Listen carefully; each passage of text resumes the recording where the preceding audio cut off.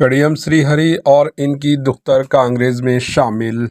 BRS के रुकन assembly Kadiyam Shrihari और इनकी बेटी कड़ियम काव्या कांग्रेस में शामिल हो गए।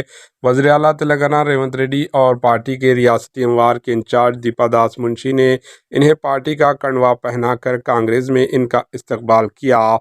कड़ियम काव्या को हाल ही में बीआरएस की जानिब से वरंगल लोकसभा टिकट की पेशकश की गई थी, लेकिन इन्होंने ये कहकर इनकार कर दिया था कि इनका इस पार्टी से इंतखाब लड़ने का कोई इरादा नहीं है। इन्होंने कहा था कि बदउनवानी अर्जियात पर कब्जे, फ़ोन टैपिंग, शराब घोटाला और दीगर इल्ज़ामात सामने आ रहे हैं।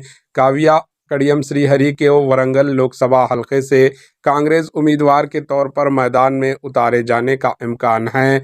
इस बात की भी इत्तला है कि कड़ियम श्रीहरि को रियासती काबीना में जगह दी जाएगी।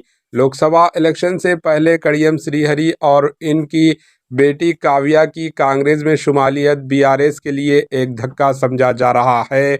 कड़ियम श्रीहरि तेलंगाना की तश्कील के बाद साल 2014 में इस तेलुगु रियासत के पहले नायब वज़ीर आला डिप्टी चीफ मिनिस्टर बनाए गए थे।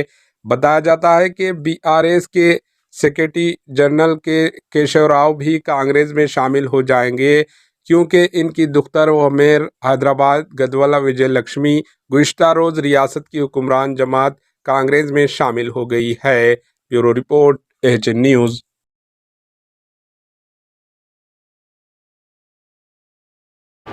एएचएन न्यूज़ को लाइक करें, शेयर करें और सब्सक्राइब करना ना भूलें।